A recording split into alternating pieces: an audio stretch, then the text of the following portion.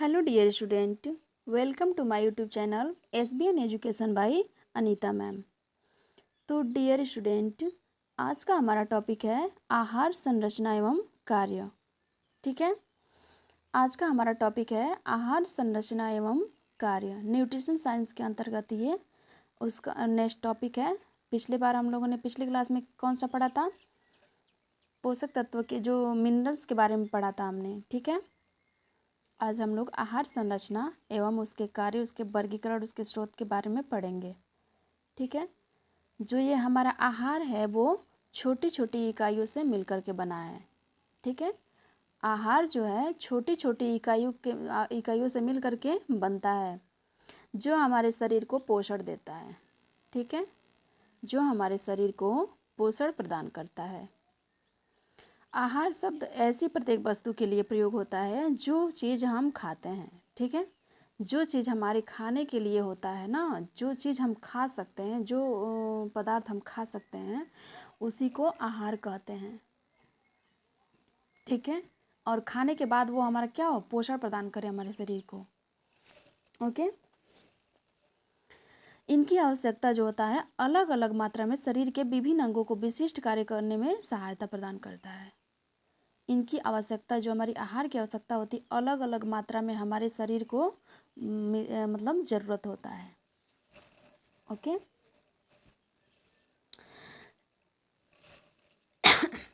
Sorry, ये क्या होता है, ये हमारे अच्छे पोषण और अच्छे स्वास्थ्य के लिए क्या होता है, आवश्यक होता है। यदि हमारे शरीर में आवश्यक पोषक तत्वों की गलत मात्रा में अगर चली जाए, या फिर आवश्यकता से अधिक हो जाए, या फिर आवश्यकता से कम हो जाए, तो क्या होगा, हमारे शरीर में पोषक तत्वों की असंतुलन हो जाता है। ठीक है, और असंतुलन होने की वजह से क्या होती है, बीमारियां होने लगती है। ठीक है, इनमें ठोस, अर्धठोस तथा तरल सभी प्रकार के खाद्य पदार्थ सम्मिलित रहते हैं, जिसमें क्या होता है, ठोस भी रहता है, अर्धठोस भी रहता है, और लिक्विड फॉर्म में भी हमारा पोषक पदार्थ, खाद्य पदार्थ क्या होता है, शामिल रहते हैं। ठीक है, इसे दो प्रकार में देखा गया है। पदार्थ क्या हो, खाने योग्य होना चाहिए। ठीक है, खाने योग्य होना चाहिए, और पदार्थ से क्या हो, हमारा पोषण तत्व हमारे शरीर को मिलना चाहिए। ठीक है, हमारे शरीर को पोषण तत्व मिलना चाहिए खाद्य पदार्थ से। ओके, अब देखेंगे अगला इसका कार्य क्या, कौन कौन सा हमारा भोजन जो है, इसके कार्य कौन कौन से है। ठीक है, ये जो हमारा भोजन है, भोजन के कार्य मुख्यतः 3 होते हैं। ठीक है, भोजन के 3 कार्य बताए गए हैं। पहला है सामाजिक कार्य।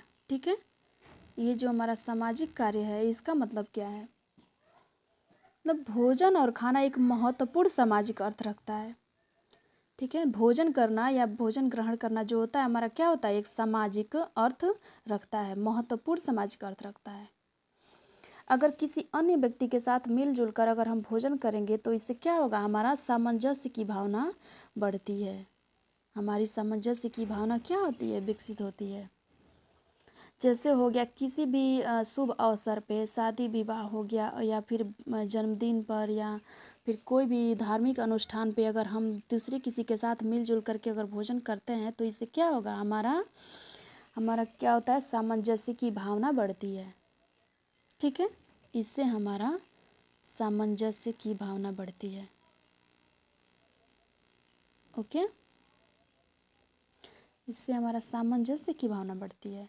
सामाजिक कार्य, इसका महत्वपूर्ण सामाजिक अर्थ होता है इसका एक। ठीक है, अब दूसरा देखेंगे मनोवैज्ञानिक, इसका क्या कार्य है, इसका मनोवैज्ञानिक कार्य कौन कौन से है। मनोवैज्ञानिक कार्य का मतलब होता है भोजन की दृष्टि में कि भावना विकसित होना। ठीक है, भावनात्मक होता है इसका मतलब, जिससे हम सबकी कुछ क्या होती है, भावनात्मक आवश्यकताएं होती है ना, जैसे सुरक्षा, यानी प्रेम हो गया, या आदर सत्कार हो गया। ठीक है, इसमें ये क्या होता है, भावनात्मक रूप से जुड़ा होता है, और इन भावनात्मक आवश्यकताओं की पूर्ति का एक क्या, भोजन एक अच्छा माध्यम है। भावनात्मक आवश्यकताओं की पूर्ति के लिए भोजन क्या है, अवश्य क्या होता है, एक माध्यम होता है। अगर हमें किसी को खुश करना हो तो क्या करें, उसके लिए अच्छा सा खाना बना दें खुश हो जाएगा खा करके, ठीक है। वो भी भावनात्मक है। एक ये क्या होता है, जब हमें हमारी माँ हमारी पसंद का कोई डिश बनाती है तो क्या होगा, वो हमारा भावनात्मक जुड़ा हुआ होता है, उसमें प्यार दिखता है हमें, ठीक है।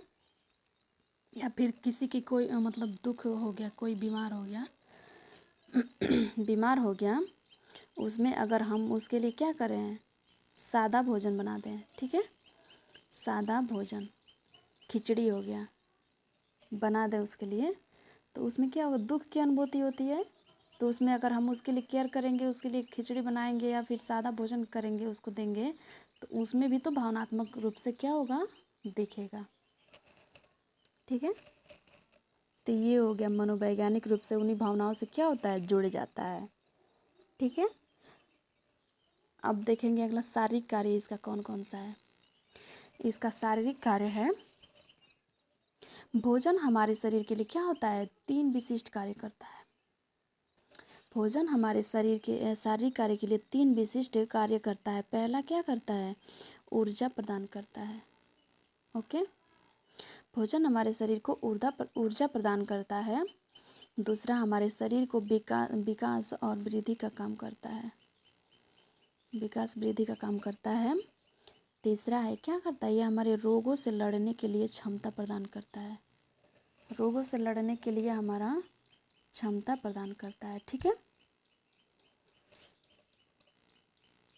जो हमारा ये शारीरिक है, ये हमारा ऊर्जा देता है, विकास प्रदान करता है और रोगों से लड़ने के लिए क्षमता प्रदान करता है, ठीक है। इसे निम्न रूपों में समझा गया है। जो हमारा शारीरिक कार्य है ना, इसको हम लोग निम्न रूपों में समझेंगे, जैसे कि ऊर्जा प्रदान करना, विकास में सहायक होना, या इसका रोगों से लड़ने के लिए इम्यूनिटी पावर बढ़ाना। ये भी इसके बारे में हम लोग डिस्कस करेंगे अच्छे से। अभी देखिए, ये जो हमारा है, ये टॉपिक है ऊर्जा प्रदान करना, ठीक है। ये हमारा शारीरिक कार्य के अंतर्गत आ गया, ऊर्जा प्रदान करता है। प्रत्येक मनुष्य को काम करने के लिए क्या होगा, ऊर्जा की आवश्यकता होती है। हमें सभी मनुष्य को काम करने के लिए ऊर्जा की आवश्यकता होती है, ठीक है। घर हो या बाहर हो, कहीं भी घूमने, खाने और कोई भी काम में, सभी काम में क्या होगा, ऊर्जा की आवश्यकता होती है, ठीक है। ऊर्जा की आवश्यकता होती है। जो क्या होता है, जो हम भोजन करते हैं उसमें सहशक्ति प्राप्त होती है। जो भी भोजन हम लोग करते हैं उसमें से शक्ति, हमारी जो भी कैलोरी होता है, ऊर्जा होता है, वो हमें प्राप्त होता है, ठीक है। क्योंकि हमारे शरीर के अंदर जो भी कुछ क्रियाएं निरंतर होती रहती है ना, जैसे कि हृदय द्वारा रक्त संचालन, उदर द्वारा भोजन का पाचन करना, फेफड़े द्वारा सांस जो होता है क्रिया करना आदि, क्या होता है, अपनी अपनी क्रियाएं करने के लिए ऊर्जा की आवश्यकता हमारी बहुत ही ज़रूरी होती है। तो भोजन क्या करता है, हमें ऊर्जा, हमें शक्ति प्रदान करता है। भोजन के थ्रू हम लोग क्या करते हैं, ऊर्जा को ग्रहण करते हैं, ठीक है। ये हो गया हमारा टॉपिक। अब हम लोग देखते हैं भोजन शरीर के विकास में सहायक कैसे होता है। ये जो हमारा भोजन है वो शरीर में विकास में भी क्या होता है, सहायक होता है। जैसे विकास की प्रक्रिया में एक शिशु एक क्या होता है, वयस्क बन जाता है। जैसे विकास होता है ना, विकास की प्रक्रिया ऐसे होती है, एक शिशु है और वो कब वयस्क बन जाता है, तो इससे क्या होगा, भोजन की वजह से ही तो बनता है ना। भोजन हमारे शरीर में जा कर के विकास का काम करता है, ठीक है। तो वो धीरे धीरे बड़ा होकर के वयस्क बन जाता है, ठीक है। हमारा शरीर क्या है, हजारों जो होती है छोटी बड़ी कोशिकाओं से मिल करके बनता है, और शरीर को विकसित करने के लिए नई नई कोशिकाएं बनती रहती है। हमारा जो शरीर है हमारा, वो नई नई सेल्स को बनाने के लिए क्या करता है, विकसित करता है। हमारा शरीर को विकसित करने के लिए नई नई सेल्स बनती रहती है। इन कोशिकाओं के बनने में भोजन का क्या होता है, प्रमुख योगदान होता है। और इन सेल्स को बनने के लिए क्या होता है, भोजन हमारा, इसमें भोजन का हमारा मुख्य क्या होता है, योगदान रहता है। ये सेल्स होता है कभी कभी जो होता है चोट से या क्षतिग्रस्त से क्या होती है, नष्ट हो जाती है। कभी कभी हमारा चोट से क्या होता है, सेल्स क्या होता है, नष्ट होने लगता है। तब इनकी जगह क्या होती है, नई कोशिकाएं बनती है। और नई कोशिकाओं की मरम्मत हमारा भोजन के द्वारा होता है। ठीक है। कई बार क्या होता है कि हमारी जो सेल्स बन रही होती है वो कभी कभी नष्ट हो जाती है चोट से, तो फिर हमारी उसकी जगह क्या होता है, नई कोशिकाएं बनती हैं। और नई कोशिकाओं का मरम्मत हमारा भोजन के द्वारा ही होता है। इस प्रकार भोजन को शरीर बनाने की, विकसित करने और उसे ठीक करने में कार्य हमारा भोजन करता है। ठीक है। अब हम अगला देखेंगे, तीसरा, भोजन शरीर की क्रियाओं को नियमित करता है तथा रोग से शरीर की रक्षा करता है। ठीक है। ये जो हमारा भोजन है वो क्या करता है, शरीर की क्रियाओं को नियमित करता है, नियंत्रित करता है। ये जो होता है भोजन शरीर की क्रियाओं को नियमित करके और रोगों से शरीर की रक्षा करता है। तो इसमें शरीर के अंदर प्रकट होने वाले जो भी रोग है या उनसे कीटाणु से लड़ने के लिए जो शक्ति हमें भोजन से ही मिलती है। ठीक है। शरीर के अंदर जो भी प्रकट होने वाले रोग है और उनके कीटाणु है, उनसे लड़ने के लिए जो शक्ति हमारा भोजन से ही मिलता है। भोजन के थ्रू हमें उसकी शक्ति प्रदान होती है। ठीक है। हमारे शरीर में जो क्रियाएं निरंतर स्वतः हो जाती है, उनका नियंत्रण और उनका सुचारू रूप से चलना हमारे भोजन पर निर्भर करता है। ठीक है। उनका चलना जो होता है सुचारू रूप से हमारे भोजन पर ही निर्भर करता है कि हमें कैसे काम करना है। जैसे श्वसन क्रिया हो गया, जैसे हम श्वसन क्रिया करते हैं, या फिर रक्त संचालन होता है, या फिर पाचन डाइजेशन होता है, या फिर निष्कासन की क्रिया होती है। ये सारी क्रियाएं हमारा भोजन पर ही डिपेंड होता है। भोजन के द्वारा ही व्यवस्थित और नियमित रूप से ये चलती है। हमारा जो भी क्रियाएं हमारे शरीर के अंदर हो रही है, सारी के सारी भोजन पे ही डिपेंडेंट है। ठीक है। जैसे हमारे शरीर का तापमान जो है 98.6 डिग्री फ़ारेनहाइट होता है, या इसको सेंटीग्रेड में करेंगे तो 37 डिग्री सेंटीग्रेड होता है। ठीक है। ये जो हमारा सेंटीग्रेड में 37 डिग्री सेंटीग्रेड होता है, या 98.6 डिग्री फ़ारेनहाइट। ठीक है। इसी प्रकार जो होता है हृदय की गति लगभग क्या होता है, प्रति 72 मिनट प्रति मिनट क्या होता है, 72 प्रति मिनट धड़कता है। ये जो हमारा हृदय की गति है लगभग 72 प्रति मिनट धड़कता है। शरीर से जो मल की निष्कासन होता है नियमित रूप से आवश्यक होता है।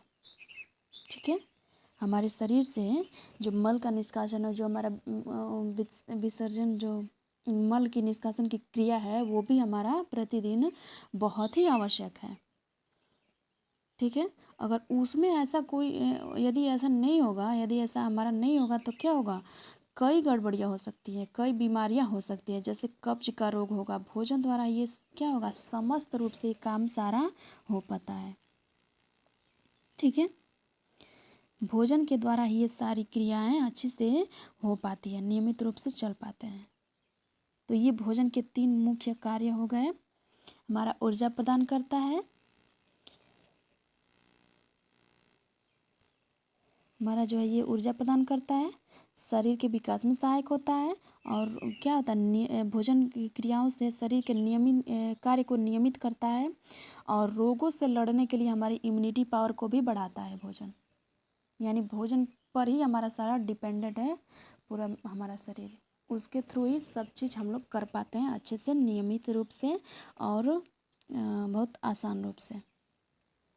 ठीक है। ओके।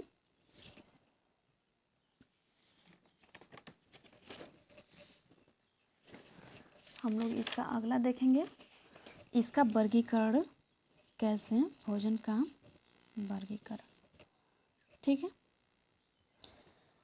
जो आहार वर्ग का वर्गीकरण है और उनका स्रोत, इसके बारे में हम लोग अध्ययन करेंगे। ये क्या कह रहा है, जो क्लासिफिकेशन ऑफ फूड है, आहार वर्गीकरण, इसको 5 प्रकारों में विभाजित किया गया है। इसको 5 प्रकारों में विभाजित किया गया है आहार को। पहला हो गया कार्य के आधार पर, जो हम लोगों ने अभी पढ़ा, भोजन कार्य, भोजन ऊर्जा प्रदान करता है, भोजन हमारे विकास में सहायक होता है, भोजन हमारे क्या होता है, रोगों से लड़ने के लिए हमारी क्षमता प्रदान करता है। ठीक है, बेस्ड ऑन फंक्शन, ये इसका हो गया। दूसरा हमारा नश्वरता के आधार पर, बेस्ड ऑफ पार्टिसिबिलिटी, नश्वरता के आधार पर।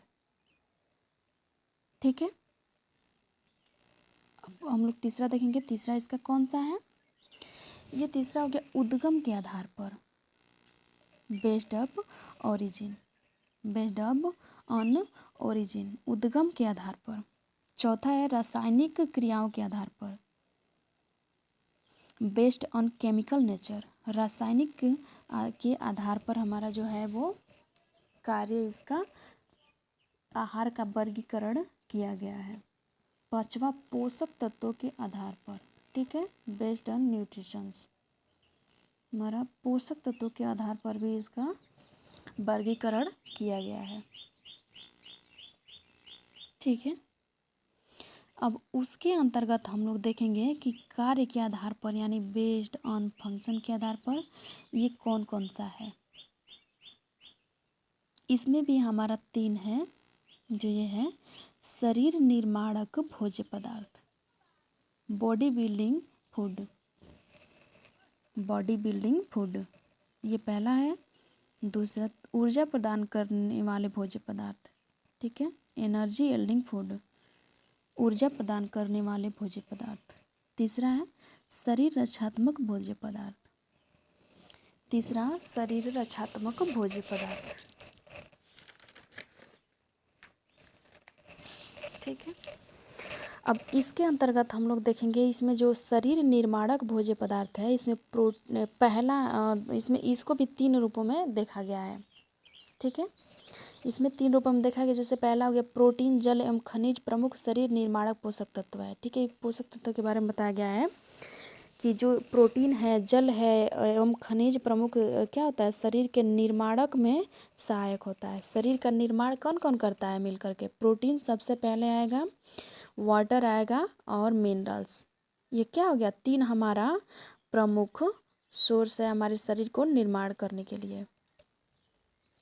ठीक है, इसमें दूसरा विटामिन भी शरीर निर्माणक तत्व के रूप में शामिल किया जाता है। जो हमारा विटामिन है ये भी शरीर के निर्माणक तत्व के रूप में शामिल किया जाता है। तीसरा हो गया उपरोक्त तत्वों से जो होता है मुक्त भोजन शरीर की वृद्धि में विकास करते हैं। जो हमने ये दोनों पढ़ा उसमें युक्त क्या होता है, भोजन शरीर की वृद्धि एवं विकास करने में सहायक होता है। ठीक है, अब हम लोग देखेंगे जो ऊर्जा प्रदान करने वाले तत्व होते हैं, यानी एनर्जी यील्डिंग फूड होता है, जो उसमें क्या क्या पाया गया है। जो कार्बोहाइड्रेट, वसा और प्रोटीन मुख्य रूप से ऊर्जा प्रदान करते हैं। हमारा जो कार्बोहाइड्रेट है, फैट है और प्रोटीन है, ये मुख्य रूप से हमारा क्या होता है, ऊर्जा प्रदान करता है। जो हम लोग संतृप्त बृहद पोषक तत्व में हम लोग पढ़े थे, जिसमें होता है कार्बोहाइड्रेट होता है, फैट होता है और प्रोटीन होता है, वो हमारा ऊर्जा प्रदान करता है। ठीक है, और सूक्ष्म पोषक तत्व में हमारा विटामिन, मिनरल्स और वाटर हो गया, वो हम लोगों ने देखा था। और इसमें कार्बोहाइड्रेट, वसा और जो होता है प्रोटीन्स, ये हमारा ऊर्जा प्रदान करता है, जो बृहद पोषक तत्व के अंतर्गत आता है, माइक्रो। ठीक है, माइक्रो यानी ये हमें ज़्यादा मात्रा में हमारे शरीर को चाहिए और ये हमारे शरीर को ऊर्जा प्रदान करते हैं।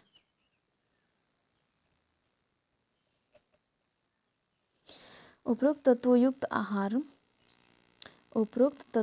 आहार जो होता है, ग्रहण करने से हमारे शरीर को ताकत और ऊर्जा और उष्णता मिलती है। ये जो हमारा दिया गया है, इसको ग्रहण करने से हमारा क्या होगा, हमें ऊर्जा मिलती है। ठीक है।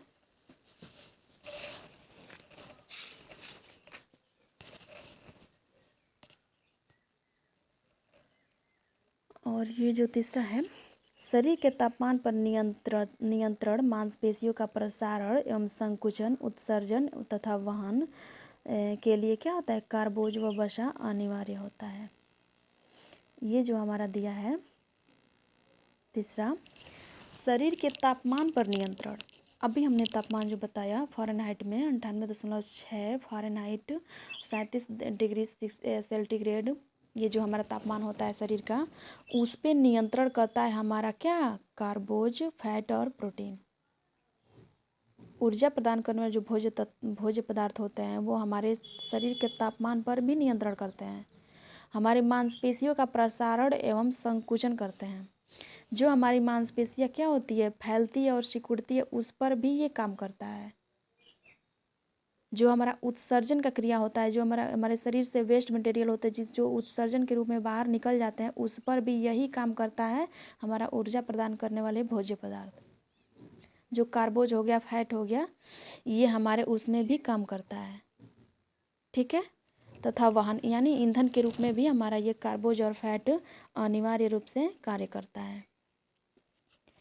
चौथा देखेंगे, प्रोटीन का मुख्य कार्य शरीर के निर्माण के लिए है, लेकिन कुछ विशेष स्थितियों में यह शरीर को ऊर्जा प्रदान करता है। जो हमारा प्रोटीन का काम है, ये क्या होता है, मुख्य रूप से कार्य इसका कौन सा काम होता है हमारे प्रोटीन का, हमारे शरीर के निर्माणक में इसका अधिकतर इसका काम होता है।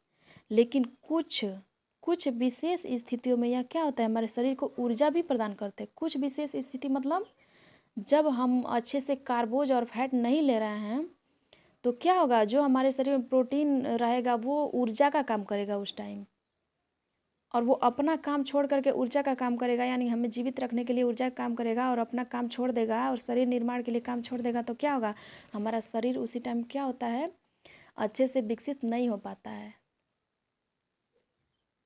ठीक है।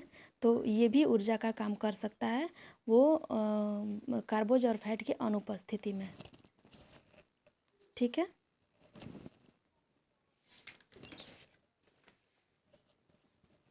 अब हम लोग तीसरा देखेंगे, इसमें क्या बताया था। ये जो तीसरा है, शरीर रक्षात्मक भोज्य पदार्थ। जो हमारा ये शरीर रक्षात्मक भोज्य पदार्थ तीसरा हम लोग पढ़े थे, बॉडी प्रोटेक्टिव फूड जो होता है, खनिज, प्रोटीन एवं विटामिन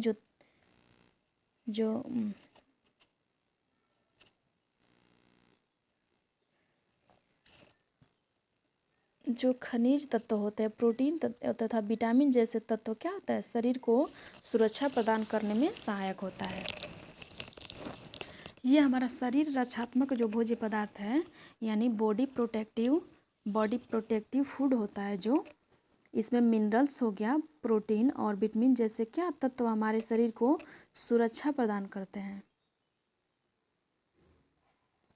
ये इसका हो गया, यानी शरीर की जो रक्षा करता है उसके बारे में यहाँ बताया गया है कि जो भी हमारा मिनरल्स है, जैसे आयोडीन हो गया, लौह तत्व हो गया, पोटेशियम हो गया, सोडियम हो गया, ये जस्ता हो गया, जो भी हमारा मिनरल्स है, प्रोटीन जो भी है या फिर विटामिन है, ये हमारे शरीर को सुरक्षा करता है, हमारे शरीर में इम्यूनिटी पावर को बढ़ाता है, रोग प्रतिरोधक क्षमता को बढ़ाता है। ठीक है। ओके। तो आज बस इतना ही, अब मिलते हैं अगले वीडियो में। ठीक है। Okay, thank you.